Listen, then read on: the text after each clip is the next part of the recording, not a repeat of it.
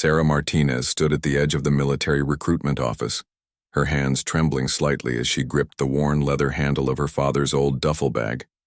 The morning sun cast long shadows across the concrete steps, and she could hear the distant sound of traffic mixing with her own rapid heartbeat. At 22, she had already survived more than most people twice her age, but nothing had prepared her for this moment. Growing up in the rough neighborhoods of East Los Angeles, Sarah learned early that life didn't hand out participation trophies. Her mother worked 3 jobs just to keep their small apartment, while her father had disappeared when she was 8, leaving behind only debt and broken promises. The streets were unforgiving, filled with gangs that saw young women as either property or targets. Sarah chose neither path. Instead, she threw herself into sports and academics, using the local community center as her sanctuary. It was there she first met Marcus, a former Marine who volunteered as a basketball coach. He saw something in the fierce young woman who refused to back down from anyone, no matter their size or reputation. Marcus became the father figure she never had, teaching her discipline, respect, and the importance of fighting for something bigger than herself. The decision to join the military wasn't sudden. It came after a particularly violent night in her neighborhood when her best friend Carmen was caught in crossfire between rival gangs. Sarah spent 3 days in the hospital waiting room, watching Carmen fight for her life, and she realized she was tired of feeling helpless. She wanted to be the person who ran toward danger, not away from it. When she finally walked through those recruitment office doors, Sergeant First Class Rodriguez looked up from his paperwork with the practiced eye of someone who had seen thousands of young people seeking direction. Sarah's posture was perfect, her gaze direct, and there was something in her expression that spoke of determination forged in real fire, not just teenage bravado. "I want to be special operations," she said without preamble, setting her bag down. With a decisive thud, Rodriguez raised an eyebrow.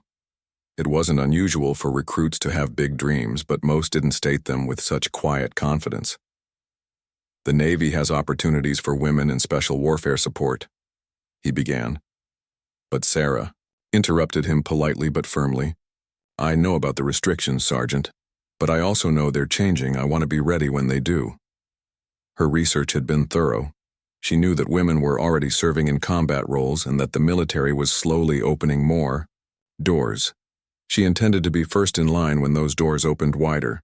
The next few months were a whirlwind of paperwork, medical examinations, and physical fitness tests.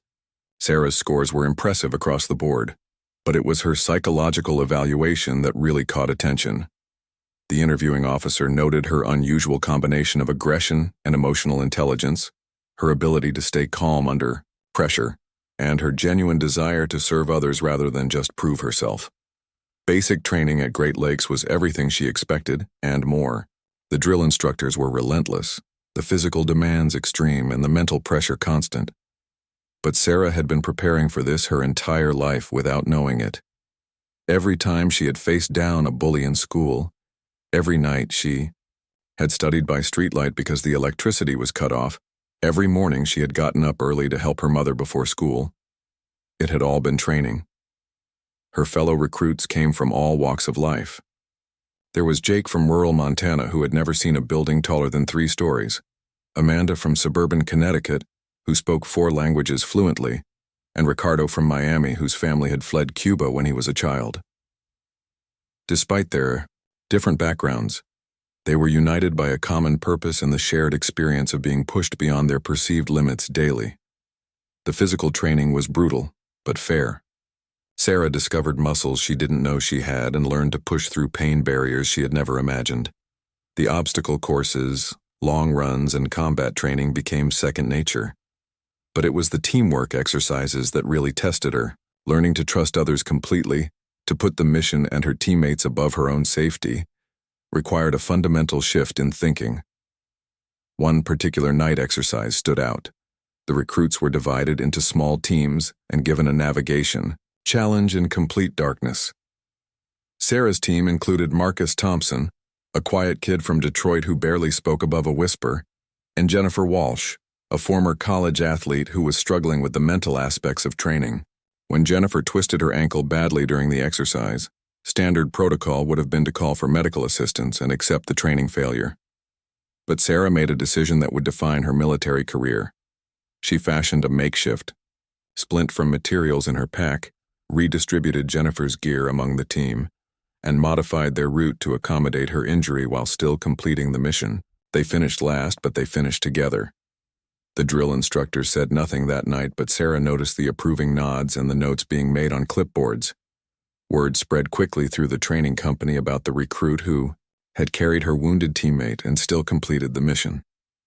Sarah didn't seek attention or praise, but she began to notice that other recruits looked to her for leadership during difficult moments. She was developing something that couldn't be taught in any manual, the ability to inspire others to be better than they thought possible. As graduation from basic training approached, Sarah received news that would change everything. The Navy was launching a pilot program to train female candidates for eventual integration into sea, air, and land teams. The selection process would be even more rigorous than anything she had experienced, and success was far from guaranteed. Most importantly, she would be among the first women to attempt this path. Standing in her dress blues during the graduation ceremony, Sarah thought about the journey that had brought her here. From the streets of East LA to this moment, she had refused to let circumstances define her limits. Her mother sat in the audience, tears streaming down her face, finally able to stop worrying about whether her daughter would survive to see another birthday. But this was just the beginning. The real test was about to start, and Sarah knew that everything she had endured up to this point was merely preparation for what lay ahead. The path to becoming a SEAL would demand everything she had, and more. As she looked out at the sea of proud families, she made a silent promise to herself and to every woman who would come after her. She would not just survive this journey, she would excel at it. The thunder that would follow her rise was still, gathering in the distance, but Sarah Martinez was ready to face whatever storm was coming.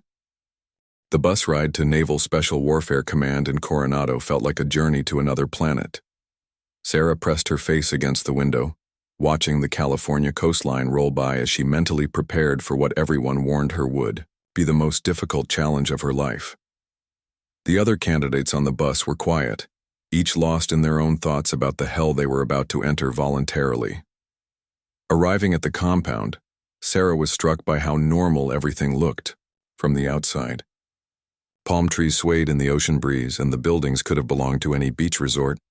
But the moment she stepped off the bus, she could feel the intensity in the air. This was where legends were made and dreams were shattered, often within the same hour. The initial screening was designed to weed out anyone who wasn't completely committed. Sarah found herself in a group of 12 women, all exceptional athletes and soldiers who had volunteered for this experimental program. The instructors made it clear from day one that they weren't going to lower standards or make accommodations. If the women couldn't meet the same requirements as the men, they would be sent home without ceremony. Chief Petty Officer Williams became Sarah's primary tormentor and unlikely mentor. A 20-year veteran with arms like tree trunks and a voice that could wake the dead, he had initially been skeptical about the integration program. But he was professional enough to give every candidate a fair chance to prove themselves, regardless of gender. The first week consisted of continuous physical and mental evaluations. Sarah was pushed to her absolute limits daily, sometimes hourly. The pool exercises were particularly challenging, not because she couldn't swim, but because the instructors seemed determined to find her breaking point underwater. They would hold candidates under until their lungs screamed for air, testing not just physical capability but mental fortitude. During one particularly brutal session, Sarah found herself at the bottom of a pool with full gear, required to untie complex knots while holding her breath. Her lungs burned and her vision began to tunnel, but she forced herself to stay calm and focused. This wasn't about the knots. It was about proving she could think clearly when her body was screaming at her to panic. She completed the task with seconds to spare, surfacing to find Chief Williams watching her with what might have been the beginning of respect. Later, she would learn that 3 male candidates had failed that same exercise earlier in the week. The psychological pressure was relentless. Instructors would wake them at random hours with emergency drills, force them, to make split-second decisions under extreme stress, and constantly challenge their commitment to the program. Sarah watched as candidates dropped out one by one, some due to injury but most because they simply couldn't handle the mental strain. Amanda Chen, a former Olympic swimmer, left after 2 weeks when she realized the program was affecting her ability to sleep or eat normally. Michael Torres, who had seemed invincible during the first week, rang the bell after failing a navigation exercise for the 3rd time. Each departure served as a stark reminder that wanting something badly wasn't enough. You had to be willing to sacrifice everything for it. Sarah's lowest moment came during the 3rd week, during what the instructors called surf torture. Candidates were required to lie in the freezing Pacific Ocean surf, arms linked together, while waves crashed over them for hours. The cold was so intense it felt like knives cutting through her wetsuit, and her teeth chattered so violently she was afraid they might shatter. Her body went numb, and for a terrifying moment she couldn't feel her fingers or toes. Hypothermia was setting in, and she could see other candidates being pulled from the water by medical personnel. The voice in her head, the same one that had whispered doubt during every difficult moment in her life, began suggesting that this was insane, that no amount of determination was worth permanent injury or death. But then she remembered Carmen, still recovering from her gunshot wounds, and Marcus at the community center, who had always believed in her potential. She thought about her mother, working late shifts at the hospital, and about every woman who had been told she wasn't strong enough, fast enough, or tough enough. Sarah gritted her chattering teeth and held on. When they finally pulled the candidates from the surf, Sarah was one of only 7 still conscious. Chief Williams helped her to her feet, and she could swear she saw something like pride in his weathered face. That night, as she lay in her bunk with every muscle in her body aching, she knew she had passed more than just a physical test. She had proven to herself that she could endure anything. The academic portion of training was equally demanding. Navigation, weapon systems, tactical planning, and foreign languages filled every spare moment between physical exercises. Sarah discovered she had a natural aptitude for strategic thinking and an unusual ability to remain calm while processing complex information under pressure. During a particularly challenging wargame simulation, Sarah's team was tasked with planning and executing a rescue mission in hostile territory. While her teammates focused on the obvious approach, Sarah identified a weakness in the enemy's patrol pattern that would allow for a much more direct route. Her plan was risky and unconventional, but it would cut the mission time in half and reduce the team's exposure to enemy fire. The instructors initially dismissed her strategy as too aggressive, but Sarah persisted, laying out detailed timing charts and contingency plans. When they finally allowed her team to execute her plan during the simulation, it worked flawlessly. The debriefing session afterward was the first time Sarah heard an instructor use the word exceptional to describe any candidate's performance. Word began to spread through the special warfare community about the young woman who was not just surviving the training but excelling at it. Sarah didn't know it yet, but senior officers were taking notice. Her combination of physical ability, mental toughness, and tactical intelligence was exactly what they were looking for in the next generation of special operators. As the first phase of training neared its end, Sarah looked around at her remaining classmates, now down to 5 from the original 12 women and 31 from the original 63 men. Each person still standing had earned their place through blood, sweat, and sheer determination. But Sarah knew the real test was still ahead. The advanced training phases would push them even further beyond their limits, and the failure rate would only increase. She had proven she could survive the initial selection, but now she would have to prove she could thrive in the most demanding military training program in the world. Standing on the beach at sunset after another 18-hour training day, Sarah watched the waves crash against the shore and felt a deep sense of purpose settling into her bones. She was exactly where she was meant to be, doing exactly what she was meant to do. The thunder was building on the horizon, and she was ready to meet it head-on.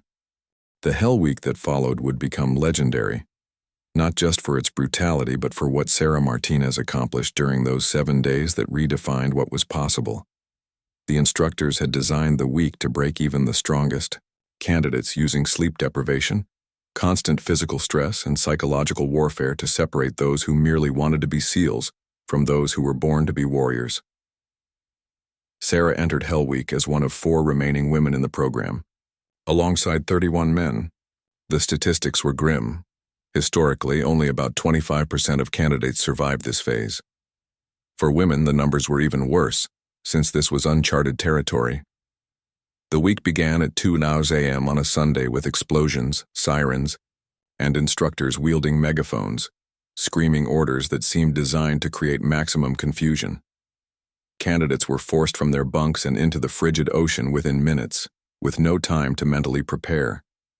This was intentional. Real combat didn't wait for anyone to be ready.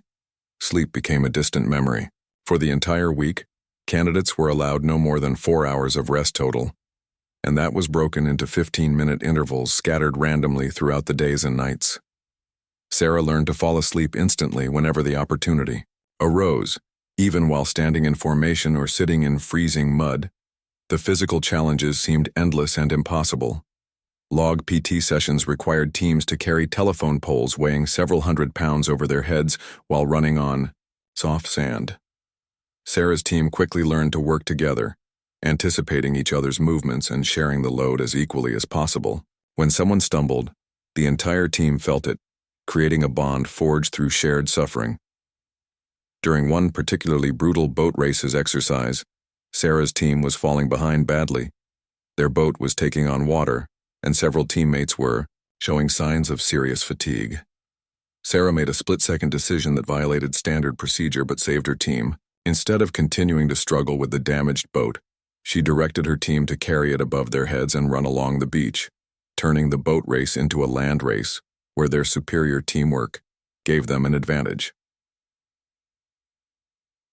The instructors were furious at first, screaming about following orders and respecting the rules.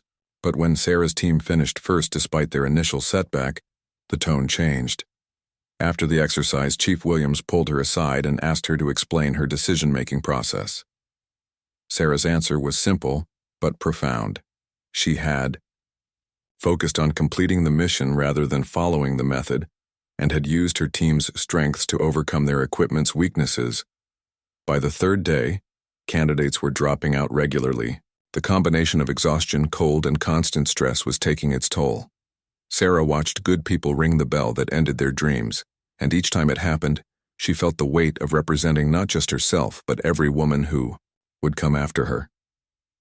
The psychological games became more intense as the week progressed. Instructors would single out candidates for special attention, screaming insults and accusations designed to break their mental resolve. Sarah's turn came during a midnight meal break, when she was accused of being weak, of taking a spot that should have gone to a man, and of being a publicity stunt that was endangering real warriors, standing at attention while absorbing the verbal assault. Sarah felt anger building inside her, but instead of responding defensively, she channeled that anger into fuel. When the instructor finally finished his tirade and demanded a response, Sarah simply said, "Instructor, I'm here to earn my place through performance, not arguments. I'd prefer to let my actions speak for themselves." The instructor stared at her for a long moment, then moved on to his next target. Later, another candidate told Sarah that her response had been the smartest thing anyone had said all week. The medical checks became more frequent as candidates pushed their bodies beyond normal limits. Sarah's feet were covered in blisters, her hands were raw from rope climbing, and she had developed a persistent cough from spending so much time in cold water. But her vital signs remained strong, and most importantly, her determination never wavered. The infamous Around the World exercise on day 5 nearly ended her journey. Candidates were required to run around the naval base perimeter, complete various obstacles along the route, and return within a specific time limit. The distance was roughly equivalent to a marathon, but the obstacles in the previous 4 days of abuse made it exponentially more difficult. Sarah started strong, but by mile 15, her body was shutting down. Her vision was blurring, and she was having trouble maintaining her balance. 2 other candidates had already been medically dropped from the exercise, and she could see the medical vehicle following behind the remaining group. like a vulture waiting for the next casualty. It was Jake from Montana who saved her, though she would never admit it to anyone. When he saw her stumbling, he moved closer and began talking to her, sharing stories about his family's ranch and the horses he missed. His steady voice gave her something to focus on besides the pain, and his presence reminded her that she wasn't alone in this struggle. They finished the exercise together along with 23 other candidates. 8 had been dropped during the run, including 2 of the remaining women. Sarah was now one of only 2 females left in the program, a statistic that felt both empowering and terrifying. The final day of Hell Week was traditionally the worst, designed to push candidates who had already survived 6 days of torture to their absolute breaking point. Sarah's team was assigned to a beach reconnaissance mission that required them to swim nearly 2 miles in rough seas, conduct surveillance on a simulated enemy position, and return with detailed intelligence. The water was choppy and cold, and several candidates struggled with seasickness on top of their exhaustion. Sarah found herself naturally taking point, using her superior swimming skills to set the pace and navigate the most dangerous currents. When one teammate began to panic in the rough water, she calmly talked him through breathing exercises while helping him maintain his position in the formation. The surveillance portion required absolute stillness and silence for over 3 hours while observing and recording enemy movements. Sarah's body was screaming at her to move, to stretch, to find relief from the cramped position behind the sand dune. But she had learned to separate her mind from her body's complaints, focusing entirely on the mission requirements. When Hell Week finally ended at sunrise on Sunday, Sarah stood with 26 other candidates who had proven they belonged among the elite. She was one of 2 women still standing, an achievement that would be remembered in military history. But for Sarah, it wasn't about making history. It was about proving to herself that she could become the warrior she had always known she was meant to be. Chief Williams approached her as the celebration wound down, his expression unreadable. "Martinez," he said quietly, "I've been doing this for 15 years, and I've never seen anyone handle adversity the way you did this week. You didn't just survive Hell Week, you mastered it." As Sarah looked out at the ocean that had tested her so thoroughly, she realized that the girl from East LA was gone forever, replaced by someone harder, stronger, and more determined than she had ever imagined possible. The real training was just beginning. Advanced individual training pushed Sarah into realms of warfare she had never imagined. The months following Hell Week were a masterclass in becoming a living weapon, as she learned skills that transformed her from a tough survivor into a precise instrument of military power. Every day brought new challenges that tested not just her physical abilities, but her capacity to make life-and-death decisions under impossible pressure. Weapons training revealed Sarah's natural marksmanship abilities. On the rifle range, she consistently outshot candidates who had been hunting since childhood. Her instructors attributed this to her ability to control her breathing and maintain focus under stress, skills developed during those long nights studying in chaotic environments. But Sarah knew it was more than that. She had learned to find calm in the center of storms, and that skill translated perfectly to precision shooting. The close-quarters combat training was where Sarah truly began to distinguish herself. Her smaller stature, which some had seen as a disadvantage, became a tactical advantage in confined spaces. She was faster, more agile, and could use her opponent's size against them with techniques that required brain over brawn. During one memorable sparring session, she successfully neutralized 3 larger opponents in rapid succession, using leverage and timing rather than raw strength. Master Chief Peterson, the senior instructor for advanced combat tactics, became particularly interested in Sarah's unconventional approach to problem-solving. During urban warfare simulations, while other candidates focused on overwhelming firepower, Sarah developed strategies that emphasized stealth, intelligence gathering, and surgical precision. Her mission success rate quickly became the highest in her class. The psychological operations training was perhaps the most challenging aspect of her development. Learning to manipulate information, build trust with sources, and extract intelligence without violence required a completely different skill set. Sarah discovered she had an unusual ability to read people, to understand their motivations and fears, and to use that understanding to accomplish objectives that others might achieve through force. During one exercise, Sarah was tasked with gaining the cooperation of a simulated hostile local leader played by a veteran instructor known for his resistance to interrogation techniques. While other candidates had tried everything from intimidation to bribery, Sarah spent time learning about the man's background and family. She discovered he had a daughter about her own age, and approached the situation as a conversation between two people who cared about protecting their families. Within an hour, she had obtained not only the required intelligence, but additional information that could have prevented a simulated terrorist attack.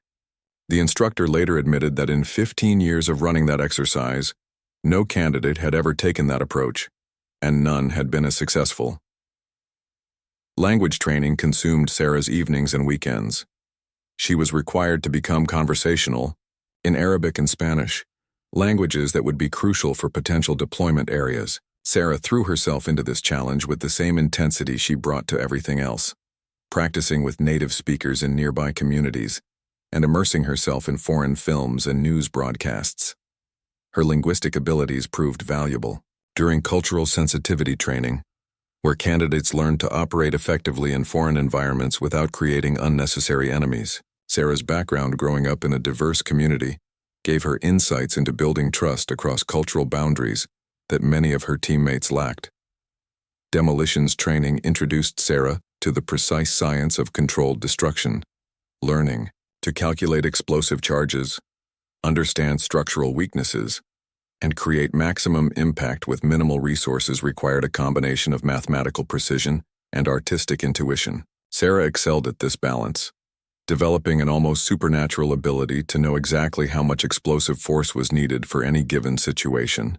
The medical training was perhaps the most emotionally challenging aspect of her education.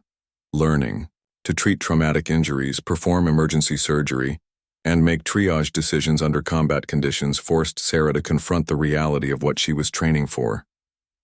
This wasn't a game or an adventure. She was preparing to go into situations where people she cared about would be wounded or killed, and her skills might be the difference between life and death.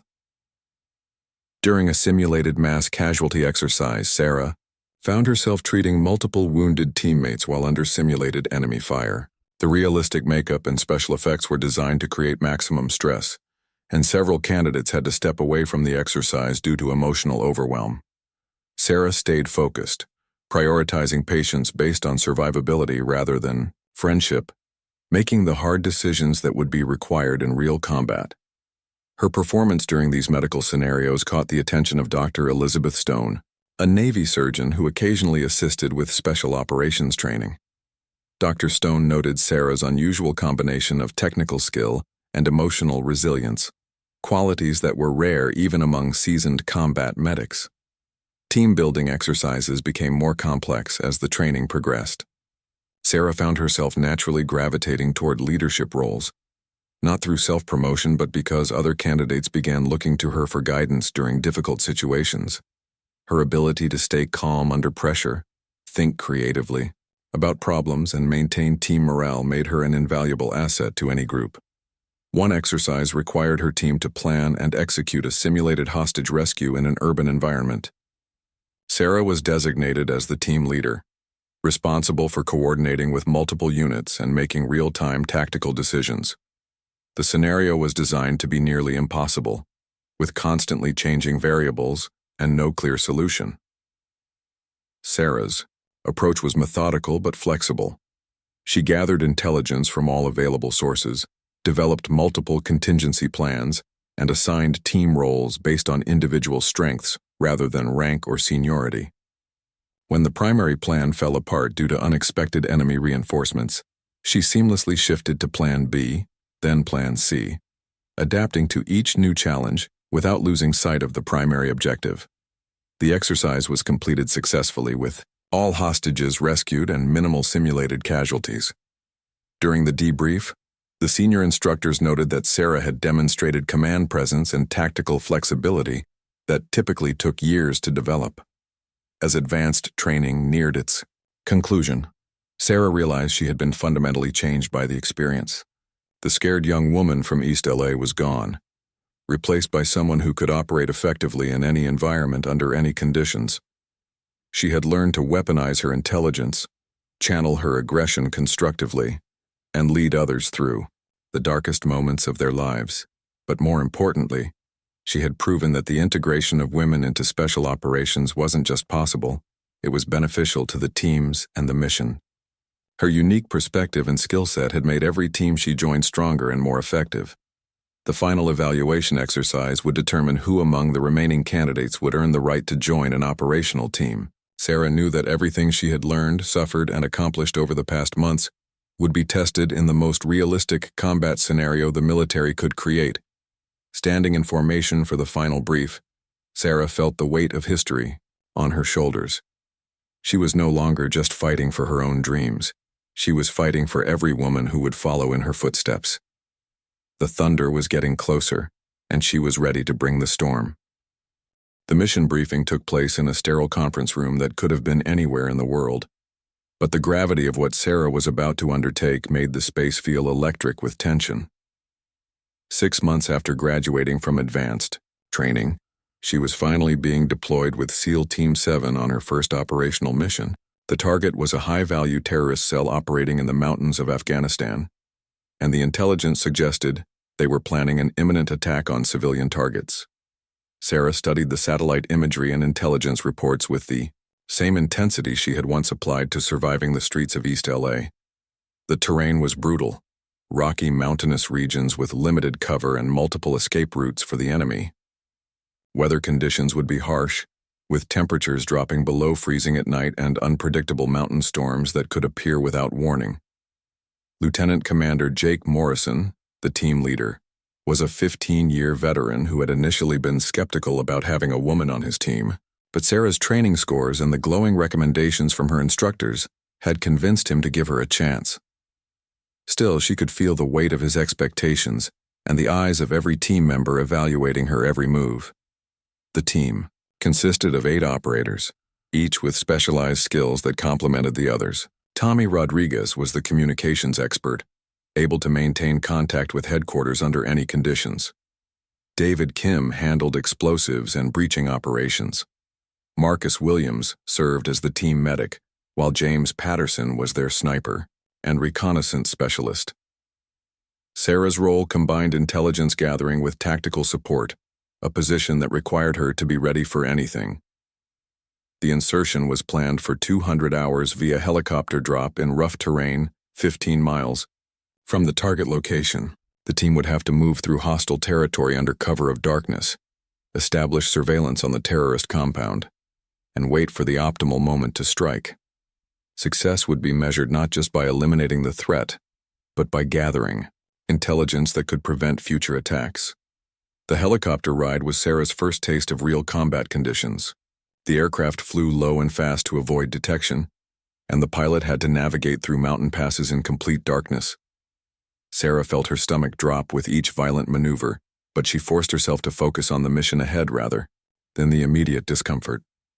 The insertion went smoothly, with the team fast roping from the helicopter onto a rocky ledge that provided concealment from potential observers.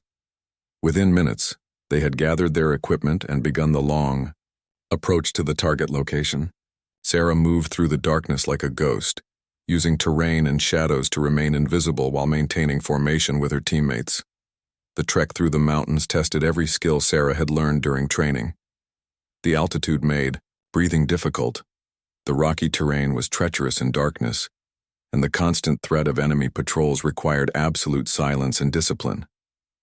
After 8 hours of movement, the team established an observation post on a ridge overlooking the terrorist compound. Through high-powered optics, Sarah observed the target location methodically. The compound consisted of 3 main buildings surrounded by defensive positions and guard posts. Intelligence had estimated 12 to 15 enemy fighters, but Sarah's count suggested the number was closer to 20. More concerning, she noticed, patterns in the guards' movements that suggested they were expecting trouble. During the 18-hour surveillance period, Sarah demonstrated the patience and attention to detail that separated professional operators from amateurs. She cataloged every movement, identified the compound's defensive weaknesses, and tracked the daily routines of the inhabitants. Her detailed observations would prove crucial when the time came to act. The attack plan required perfect timing and coordination. Sarah's role was to neutralize the communications equipment and prevent the terrorists from calling for reinforcements, while simultaneously providing overwatch for her teammates as they secured the main buildings. The plan was complex, with multiple contingencies, but Sarah felt the calm confidence that came from thorough preparation. At 03:45 hours, the team moved into final positions. Sarah approached her target building through a drainage ditch that provided concealment from the guard towers. Her heart was pounding, but her hands were steady as she prepared the explosive charges that would disable the communications equipment. Everything she had trained for was about to be tested in real combat. The signal to execute came through her earpiece as a simple, "Go." Sarah triggered her charges and immediately moved to her overwatch position, her rifle ready to provide covering. Fire for her teammates. The explosions were smaller than she had expected, but perfectly placed to destroy the equipment without alerting the entire compound. The main assault began seconds later, with her teammates breaching the primary buildings simultaneously. Sarah's job was to watch for threats from the surrounding area, while monitoring radio chatter from headquarters. Through her scope, she tracked movement in the compound, identifying threats and relaying information to her team. When an enemy fighter appeared on a rooftop with a rocket-propelled grenade launcher aimed at her teammates, Sarah had a split second to make a decision that would save lives. Her shot was perfect, neutralizing the threat before he could fire. It was her first confirmed kill, and she felt a complex mixture of relief, satisfaction, and sadness that she would carry with her forever. The firefight lasted less than 15 minutes, but it felt like hours. When the compound was secured, Sarah's team had successfully eliminated the terrorist cell and captured valuable intelligence about planned attacks. More importantly, they had done so without losing a single team member, a testament to their training and teamwork. During the extraction, as the team waited for helicopter pickup, Lieutenant Commander Morrison approached Sarah. "Martinez," he said quietly. "I've been doing this for 15 years, and I've never worked with a better operator on their first mission. You saved lives today, and you did it with the kind of professionalism that takes most people years to develop." The helicopter ride back to base was different from the insertion. The team was relaxed, sharing quiet conversations and the satisfaction of a mission accomplished. Sarah looked out at the Afghan landscape passing below and realized she had found her calling. This wasn't just a job or even a career. It was who she was meant to be. But even as she celebrated this success, Sarah knew that bigger challenges lay ahead. The terrorist cell they had eliminated was part of a larger network, and intelligence gathered during the raid suggested that more complex operations would be required to fully disrupt their activities. The thunder that had been building throughout, her journey was about to become a full storm, and she would be at the center of it. Back at the forward operating base, as Sarah cleaned her weapons and wrote her after-action report, she thought about the journey that had brought her to this moment. From the streets of Los Angeles to the mountains of Afghanistan, she had proven that determination and skill mattered more than gender or background. But more importantly, she had proven it to herself. 3 years later, Sarah Martinez stood before a joint session of Congress, wearing her dress blues adorned with ribbons that told the story of battles fought in shadows and victories achieved in silence. The Navy Cross on her chest caught the light as she prepared to testify about the integration of women into Special Operations Forces. The journey from that first mission in Afghanistan to this moment had been marked by triumph, tragedy, and transformation that had reshaped not just her own life, but the entire military structure. Her second deployment had taken her team to the volatile regions of Syria, where ISIS remnants were regrouping and planning coordinated attacks across Europe. The mission was supposed to be routine intelligence gathering, but nothing in Sarah's life had ever been routine. The operation went sideways when their helicopter was shot down by an unexpected surface-to-air missile while returning from a successful raid. Sarah found herself separated from her team in hostile territory, with a broken radio and a compound fracture in her left arm. Standard protocol called for her to find a hiding spot and wait for rescue, but Sarah could hear gunfire in the distance that told her her teammates were under attack. Making a decision that would later be studied in military academies, Sarah fashioned a splint from debris, gathered what weapons she could carry, and moved toward the sound of battle. Using skills learned during her urban warfare training, she infiltrated the enemy position from an unexpected angle and provided the covering fire that allowed her team to break contact and reach the extraction point. The cost was severe. Sarah took shrapnel wounds to her back and legs, and her makeshift medical treatment in the field led to complications that required multiple surgeries. She spent 4 months recovering, during which time she received the Navy Cross for exceptional courage under fire. But more importantly, she had proven that her commitment to her teammates transcended personal safety. During her recovery, Sarah was approached by Admiral Patricia Reynolds, one of the highest-ranking women in the Navy. Admiral Reynolds had been quietly monitoring Sarah's career and saw in her the potential to become more than just an exceptional operator. She offered Sarah the opportunity to help design and implement the expanded integration program that would open special operations to qualified women across all services. The assignment required Sarah to balance her desire to remain operational with the opportunity to create lasting change. She would split her time between training new female candidates and continuing to serve with operational teams. It was a chance to multiply her impact exponentially, but it also meant accepting responsibilities that went far beyond personal achievement. Training. The next generation of female special operators became Sarah's passion project. She understood that each woman who succeeded would make it easier for the next one, while each failure would be used as evidence that integration was a mistake. The pressure was enormous, but Sarah had learned to transform pressure into performance.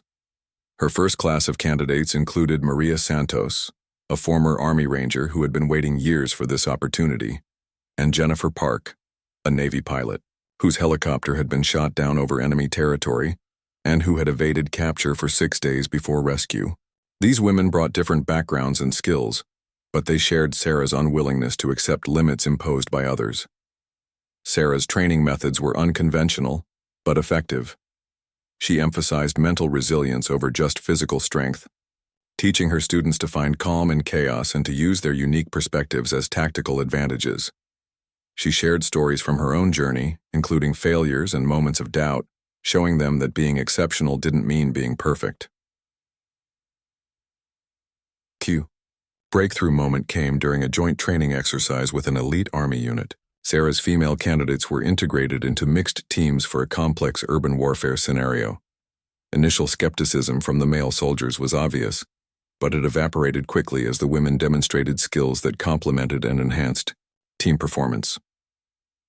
During the exercise, Maria Santos identified a vulnerability in the enemy's defensive position that the male team members had missed. Her different perspective and smaller stature allowed her to spot a drainage tunnel that provided an undetected approach route. The mission was completed with unprecedented efficiency, and the male soldiers left the exercise as vocal advocates for integration.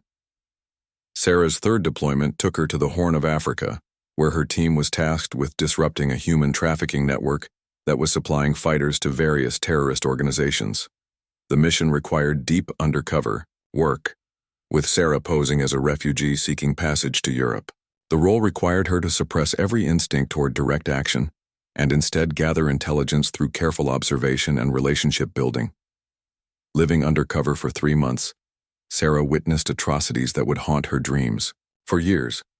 But she maintained her cover, gradually building trust with key figures in the trafficking network and mapping their entire operation.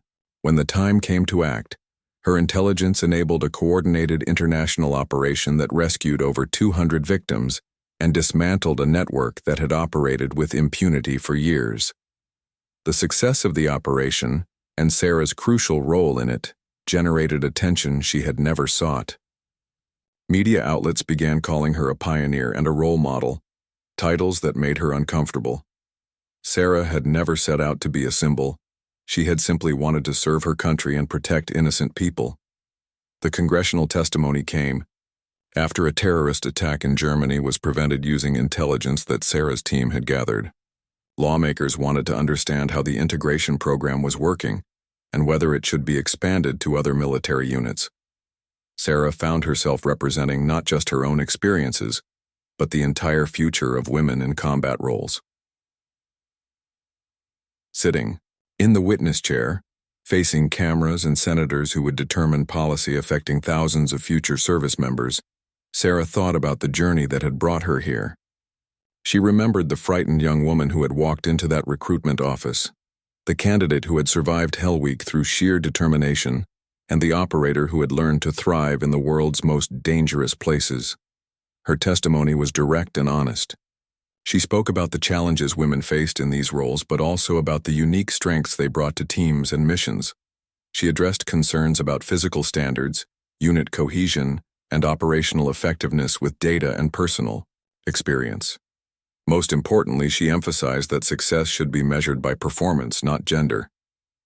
The questions were tough, sometimes hostile, but Sarah answered each one with the same calm precision she brought to everything else. When one senator suggested that allowing women in special operations was simply political correctness, Sarah's response was measured but firm. "Senator, with respect, there's nothing political about saving lives and completing missions. What matters is results, and the results speak for themselves." After the hearing, as Sarah walked through the Capitol building in her dress uniform, she reflected on how far she had come.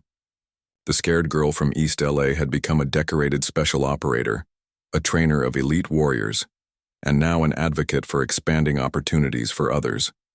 The thunder that had followed her rise had indeed shaken the foundations of military tradition, but it had made the institution stronger. Standing on the Capitol steps, Sarah looked out at the city where policies were made that affected millions of lives around the world. She thought about the young women who might be watching her testimony, wondering if they too could find a place in the world's most elite military units. The path she had carved was no longer hers alone. It belonged to everyone who would follow. The bloodied knees and bruised spirit of her early training seemed like a lifetime ago. Sarah Martinez had not just survived the transformation from civilian to special operator. She had thrived in it, and in doing so, had opened doors that would never close again. The thunder that followed her rise would echo through generations, inspiring others to refuse the limits that society tried to place on their dreams. Her phone buzzed with a message from Maria Santos, now leading her own team on a classified mission in Southeast Asia. "Saw you on the news, boss. Still kicking down doors and changing minds. Proud to have learned from the best." Sarah smiled, knowing that the real victory wasn't in her own achievements, but in the success of those she had helped prepare for, their own journeys. The thunder had arrived and the world would never be the same.